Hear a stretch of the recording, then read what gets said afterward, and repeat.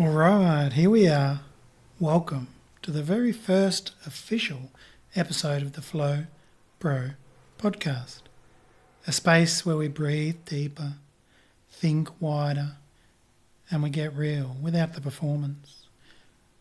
My name's Julian, hypnotherapist, counsellor, occasional barefoot philosopher.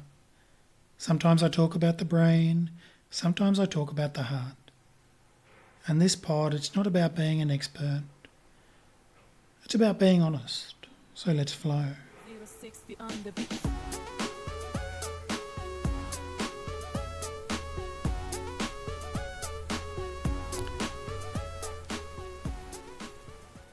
So we're going to start this episode with a bit of a vibe check. We're going to check in on ourselves, and I want to do this in every episode. It's a great opportunity to see what's going on with ourselves. So I'm going to start simply by slowing down a little bit, letting my mind settle, letting my body settle, and just see what I can pick up on. And just by feeling into it, seeing what we feel in our chest, in our stomach, perhaps the other muscles in the body. And I can see I'm feeling pretty relaxed right now.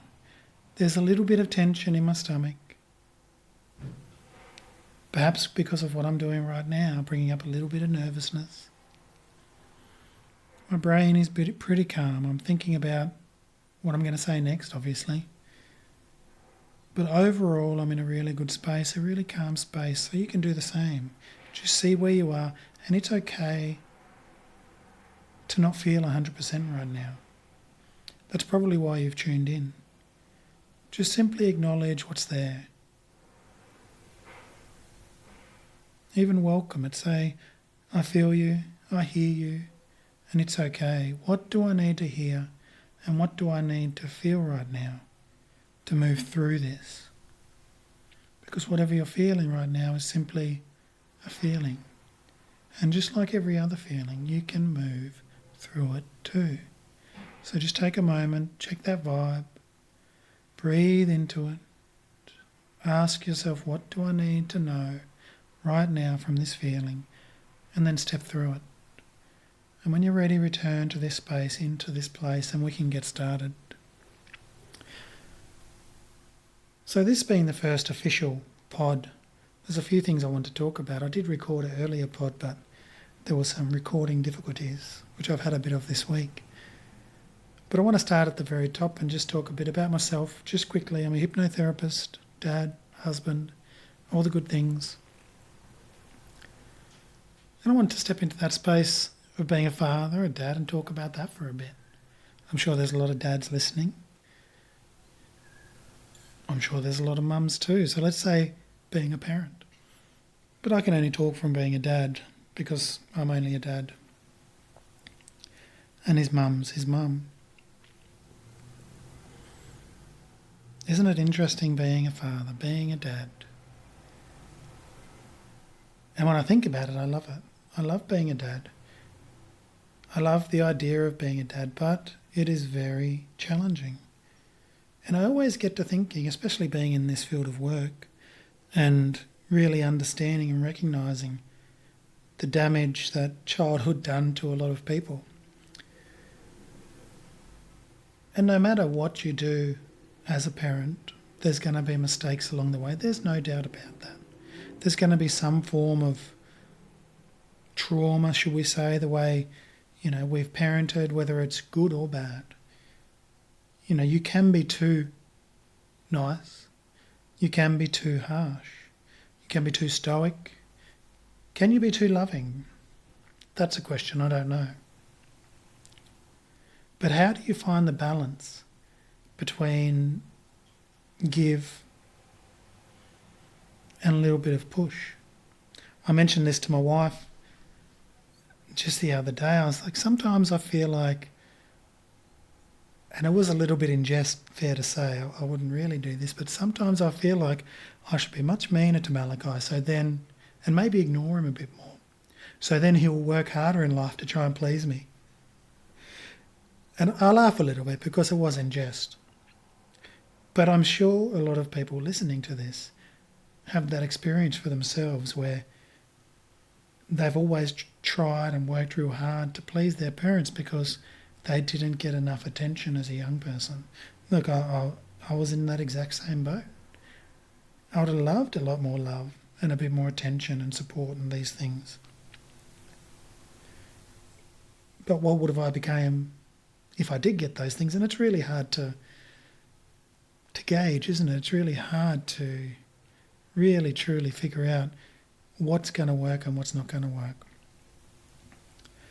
But I think you really have to parent aligned with your values. So, I'm not going to start loving or not going to stop loving on Malachi to test the theory that if I give him less attention, he will work much harder to please me and become more successful. I think I'll just do things my way. But it is an interesting topic. And another thing that came up recently, I was on another podcast with my coach Steve, and I'll tag him. And we're talking about my boy playing footy. He started playing footy this year. And at the last game, I was saying to my wife, the ball was happening, whatever, and I said to my wife, Serena, I was like, what the fuck is he doing? Go harder at the ball. And I swore a bit. And she's like, calm down. It's okay. I said, no. I'm saying this to you so I don't have to say it to him. I'm just getting it out now because I know that what I'm thinking is my own bias. It's my own stuff. And sometimes it's hard, and I'm sure the dads out there know. Sometimes it's hard not to let our bias creep in to our kids' stuff. So when he comes off the field, high fives, well done, mate, proud of you, great job. And totally leave, my personal bias comments aside because they are our personal bias comments. We see things through a different lens. Almost in a way, we live a bit through them. And, my boy is a mirror of me. He's just like me. He looks like me. He's pretty funny. Handsome, young boy. And so I look at him and I think, you know what, if I was a young boy, what do I need? What would have I needed to get the best out of myself? And I was like, I'd love someone to really push me to get the best out of myself. But is that actually what he needs? Probably not. Who knows? He's only 7. So when he gets a bit older, I'll ask him what he needs. But for now, I just love on him and try my hardest to keep my bias out of the picture. But it is a challenge. But that's life, isn't it? It's a challenge. So, yeah, being a dad, love it. It's tough. It's hard. Some of the toughest times, absolutely, being a dad, but I wouldn't change it for anything. So let's move on, and I'll talk a bit about just quickly what I do. I don't want to fill this with business stuff. This is about, you and your journey. So, look, I'm a hypnotherapist. My business name is Flow Hypnosis. Probably the only people listening to this podcast, this first one, already know who I am. So, I really love hypnotherapy. I love helping people or joining people on their journey to wellness. And it's really, truly rewarding to see people go from disharmony to wellness and just being there for the ride, becoming witness to their journey when they come in. And, the first session can be really challenging. It can be very upsetting. They're sharing their story. They've probably shared it before and they've shared it a few times and, they've got nothing out of that sharing. But seeing them oftentimes from the first to the second to the third session and seeing the change, walking in no longer looking down at the ground but smiling and looking up and knowing that they're coming into a space where all their stuff is accepted, but they don't have to feel bad all the time. They can feel good. And I spoke on this recently. Not every session or healing doesn't have to always be hard. And we get in this mindset, a lot of people do, that the healing journey is going to be hard, it's going to be crying all the time, it's going to be difficult. But I'm here to tell you it doesn't have to be. And in fact, it is often beneficial to do the exact opposite. Yes, there are going to be some difficult times at the start. We need to get the story, we need to understand what's going on, what's driving the problems. But moving forward, oftentimes stepping into that positive mindset, finding that little bit of blue sky in a dark, cloudy sky is all the person needs to step through. A lot of people will come to me because I see people with anxiety, mainly, like significant levels of anxiety, and all they can see is the grey clouds, and the grey clouds touch each corner of the sky. They cannot see any blue sky through the dark clouds. When they wake up, throughout their whole day to when they go to sleep, and as far back as they can see and as far forward as they can see, it's all dark. Now, being in the business, and anyone who is will know that nothing is just whole like that without any alternates. There's always a little nugget of blue sky, but people who are in that space cannot see it. So helping them see that blue sky, whether it's out in the world or even in this room, in this chair, in the Flow Lounge, if they can just laugh a bit, smile a bit, have a moment where their mind is clear and there's no clouds or just a skerrick of blue sky, then they know they're capable of blue skies. How huge is that for someone who's never seen or cannot remember or recall seeing the blue sky, to see just a small gold nugget of blue sky is a breakthrough. And we can take that gold nugget and just start to expand it, start to push all those clouds aside until they finish their journey. They get to the end. Well, the journey's never finished, but they get to the end of their initial journey and the sky's blue. They feel like they're seeing the whole sky for the first time, and that is a true gift. That is something else. It's hard to put that into words. It's untangible. The rewards that you get for that, and I love it so much. So that's why I do what I do, just to guide people to that space, to help them find that little piece of themselves, that little nugget of blue sky that they can hold on to, and that we can together work to expand, and they can start to live their life in the sun, not in the shade. Okay, moving on. So, one of the things I wanted to talk about today, there's obviously a few things. An interesting quote I found is, sometimes the bravest thing you can do is nothing at all. Just stop, breathe, and listen to what's been waiting underneath the noise. Interesting, right? So this leads us to what I want to talk about, and that's what I believe is an invisible epidemic that's coming to light. And I'm seeing a lot of it. Of course, it's mental fatigue, but it's also information overload. So they go hand in hand. So many people today struggle with not knowing the answers to questions. There is so much information coming at us 24 hours a day, whether it's podcasts, social media, news. The cycle never stops, right? Do you ever find yourself doom scrolling? And I'm sure lots of people on here do. I find myself occasionally doom scrolling as well. I'm not immune, I'm not infallible. I do the same things everyone else does. You're scrolling, you see something interesting, actually it creates an emotion within you. It sort of triggers something, whether it's happy or sad. Maybe you're listening to a broadcast or a femcast. You know the ones. the ones that pit everyone against each other. So you jump in the comments and it confirms everything you've ever known, that everybody hates each other. Dun, dun, dun. And social media would have us believe that everyone does hate each other. And civilization's going to die out because men hate women and women hate men. No one's having kids and the world is doomed. Perhaps it is, who knows? Who knows, but you won't find the answer on a Facebook post.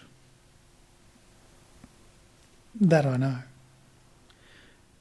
So when we're overloaded with information, we're scrolling through the comments, we're reading it, we're being triggered by these things, these external stimuluses, these words, these statements, the broadcast, the femcast, they're creating emotions. So our emotions are fluctuating throughout the day. If you wake up to your phone and you start your day like that, then you're bound to start your day in a negative way. You're bound to start to create negative emotions within yourself. And what a terrible way to start the day. And when you're overwhelmed with information throughout the morning and you get to work, and life is tough, we're working hard, some are not getting paid enough, not paid enough to pay the bills, not paid enough to buy a house. It's challenging, life's hard. There's no doubt about it. But we're working hard. And then we're leaving work. We're taking in more media, more information. And our nervous system is starting to get exhausted. We're tired. But you struggle to sleep.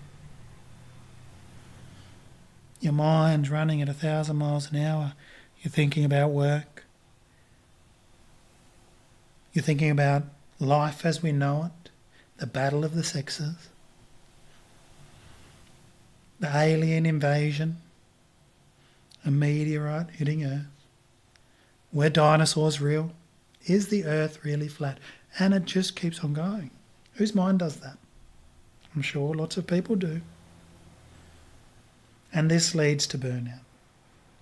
Because you're doing something at work that may not be rewarding, but it's not financially rewarding.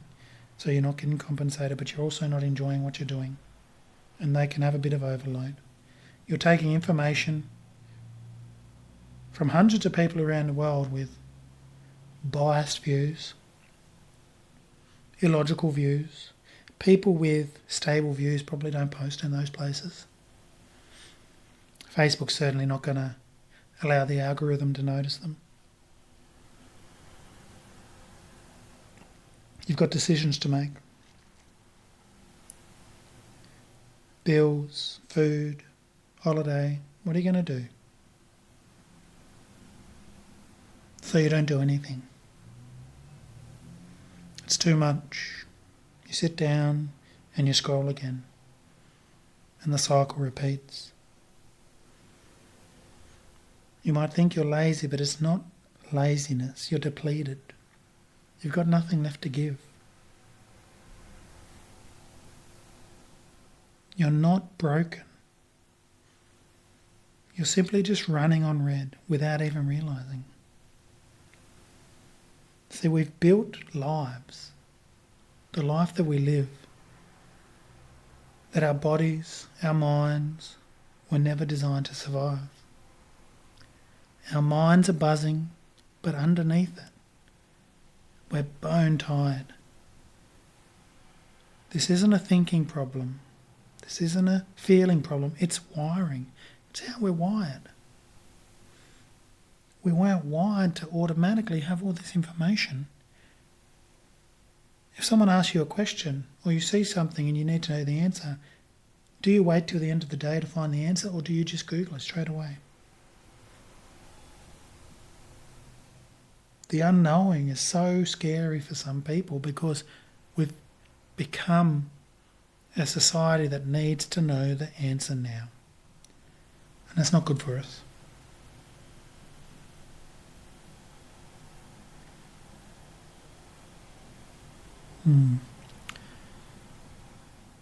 So that's why that quote really stood out. Because doing nothing at all, complete silence, complete undoing, is such a beneficial space. Switching off from all the noise, all the chatter, all the biased opinions, everybody else's opinions, all the information, and just existing in space, in the void of all that stuff. Something I've started to do and I really love it now. My wife thinks I'm crazy. Is I don't listen to any music anymore, barely any music. I'll listen to some sounds at the gym, but no words. But when I'm driving around, nothing, complete silence. And it's truly a gift to have complete silence, to not fill it with, subliminal messaging probably. That's another podcast. To not fill it with talk show hosts. To not fill it with other people's opinions. Now, I'm not saying don't listen to my podcast while you're driving. Of course not. It could be a great time to listen to it. But for me, that time in my car, driving anywhere I go, without any sound, is such a beautiful unwind for me. A great opportunity. Because in this space, in my space, I listen to a lot of people, of course. I listen to a lot of stories, real stories that people have created. And I'm here for that. So I need that time to completely unwind. So gym time's great for me. I listen to music without words, which is fine. Helps keep all the external noise of people grunting out. But everywhere I drive, it's silence. People are going to be thinking, I'm sure out there, let me know, that that's crazy. How could you just drive around with no noise at all? Try it. But don't try it once, because once is hard. Try it for a week or 2 weeks. See what comes up for you. You start to see what your thoughts actually are, and you can start to identify them. See why they're there. See if you can simply let them go. Because if you don't think them, they'll stay there. They'll build, and they'll build. And your nervous system will unwind. The information will overwhelm, and you'll be back there.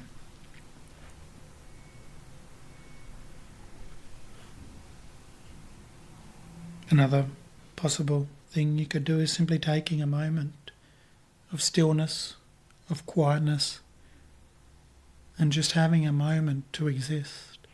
No sound, no scrolling. Start off with 10 minutes, 20, all the way up to an hour. Spending a whole hour doing absolutely nothing, no talking or listening, can be truly challenging for some people. But it's a beautiful unwind. It allows you to think the thoughts that are being pushed back by all the noise outside. Try it. Let me know how you go. Spend an hour. You'll be watching the clock. You're like, what am I supposed to do? You're meant to just be. See what comes up for you. There's probably something back there lingering, just waiting for you to think it so it can be let go of. And once you let go of all these things you're holding on to, it could be thoughts, it could be feelings, you'll start to feel lighter. The overwhelm, the overload will start to flow. That's right.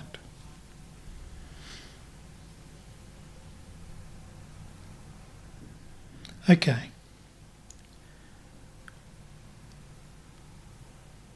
So that was a really great chat. They really extended longer than I expected. But I think it had to be said, and hopefully some people listen to this and they can take that away there's a bit of learning there. There's an opportunity, a tangible task you can take away from this and test it out. See what comes up for you. I'd love to hear some comments. So this podcast overall is for those of us learning to live from the inside out. And I'm still learning. I'm on my journey as everyone else is. And I really appreciate anyone and everyone who's tuned in to listen to this podcast. This is the first. It's going to get better. I'm going to have lots of cool guests on board. It's going to be really awesome over the next few weeks and months. And I can't wait to share some of the people in my circle with the people out there. So please, I invite you to message me, whether on this post or this recording, wherever you're listening to it. Message here. I'd love to answer some questions. And for all those people who are, listening, please give me a like. If you actually liked it, give me a follow. If you loved it, then share it with your friends. Share it far and wide. Share it with your auntie, your dog. The checkout chick at the Coles. Whatever you feel, just get it out there. I'd love to share this with everybody. So just to wrap it up, please like, share, follow me for future episodes. Follow me on YouTube for some guided hypnosis, meditations, things like that. I'm still building that up. Click over to my website. I'll have a link down below and download my free anxiety relief blueprint. I call it the flow method, of course. And this is on that PDF. There's 5 tangible processes that you can take to help you with your anxiety and find some calm. So it's completely free to download for you. So feel free to go there, grab that, and let me know how that goes. I'd love to hear. So thanks for being here. Whether you're walking, driving, doing the dishes, or lying on the floor, I hope something in here reminded you you're not alone. So there's more to come, but for now, go easy on yourself.